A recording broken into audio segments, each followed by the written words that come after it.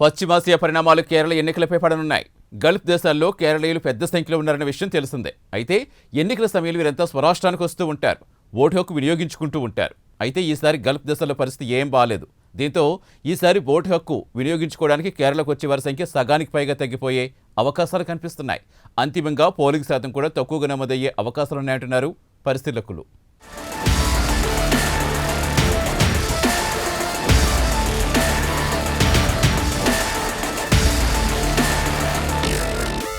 పశ్చిమాసియాలో ఘర్షణలు ప్రారంభమై 4 వారాలు దాటింది. దాదాపు ప్రపంచంలోని అన్ని దేశాలపై పశ్చిమాసియా పరిణామాల ప్రభావం పడింది.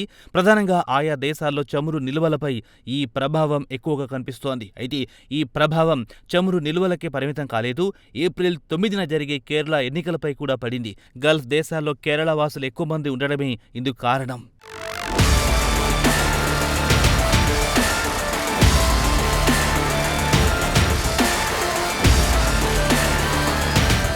అధికారిక లెక్కల ప్రకారం గల్ఫ్ దేశాల్లో ప్రస్తుతం దాదాపు 22 లక్షల మంది మలయాళీలున్నారు. మిగతా దేశాలతో పోలిస్తే గల్ఫ్ దేశాలలో మలయాళీలు ఎక్కువగా ఉండడానికి అనేక కారణాలున్నాయి. కొన్ని దశాబ్దాల నుంచి అరబ్బు దేశాలతో కేరళకు సముద్ర మార్గం ద్వారా వ్యాపార సంబంధాలు కొనసాగుతున్నాయి. అలాగే గల్ఫ్ దేశాల్లోని అవకాశాలను మొదటగా గుర్తించింది, వాటిని అందిపుచ్చుకుంది కూడా మలయాళీలే కావడం ఒక విశేషం. ప్రధానంగా 1972 నుంచి 1983 వరకు వచ్చిన గల్ఫ్ బూమ్ను మలయాళీలు ఎక్కువగా వినియోగించుకున్నారు.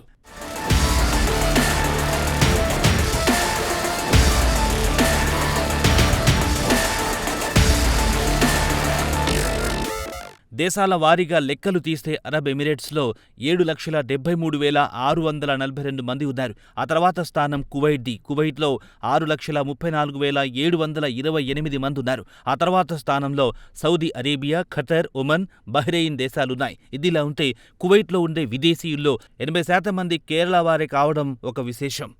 అక్షరాస్యత ఎక్కువగా ఉండడం, అలాగే సాంకేతికత నైపుణ్యం గల కోర్సులు చేయడం వల్ల చాలామంది గల్ఫ్ దేశాలలో సులభంగా ఉద్యోగాలు దక్కించుకోగలరు.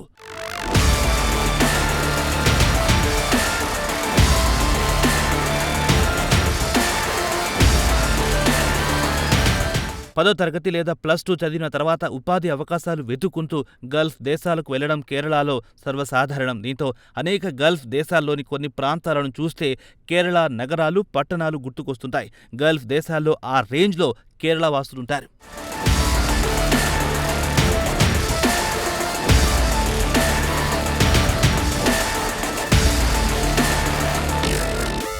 అయితే అవి పార్లమెంట్ ఎన్నికలు కావచ్చు, లేదా అసెంబ్లీ ఎన్నికలు కావచ్చు. ఆ సమయానికి కేరళ వాసులు సొంత రాష్ట్రానికి తిరిగొస్తుంటారు. ఇలాంటి సమయాల్లో వారి కోసం అక్కడున్న కొన్ని ప్రవాస గ్రూపులు చార్టర్డ్ విమానాలను ఏర్పాటు చేస్తుంటాయి. దీంతో ఈ ప్రత్యేక విమానాల్లో మలయాళీలు వచ్చి కేరళలో ఓటు హక్కు వినియోగించుకుని తిరిగి గల్ఫ్ దేశాలకు వెళ్తుంటారు. ఎప్పుడు ఎన్నికలొచ్చినా జరిగే తంతు ఇదే.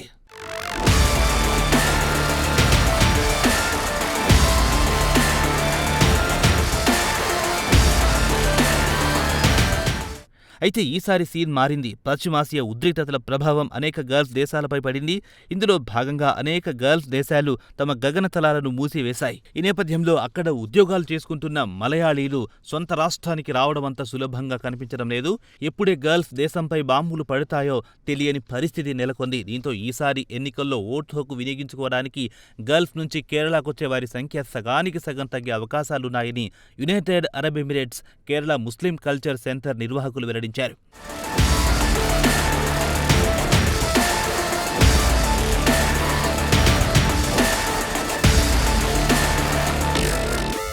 ఇదిలా ఉంటే గల్ఫ్ దేశాల్లో ఉండేవారిలో ఉత్తర కేరళ వాసులు ఎక్కువ సంఖ్యలో ఉంటారు. దీంతో ఉత్తర కేరళ ప్రాంతంపై పశ్చిమాసియా ఉద్రిక్తతల ప్రభావం ఎక్కువగా కనిపించే అవకాశాలు కనిపిస్తున్నాయి. మరి ముఖ్యంగా ఉత్తర కేరళలోని మలప్పురం, కొళికోడ్, కాసర్గౌడ్, పాలక్కాడ్, త్రిశూర్ అసెంబ్లీ నియోజకవర్గాలపై ఈ ప్రభావం అధికంగా కనిపించే అవకాశాలుంటాయంటున్నారు రాజకీయ పరిశీలకులు.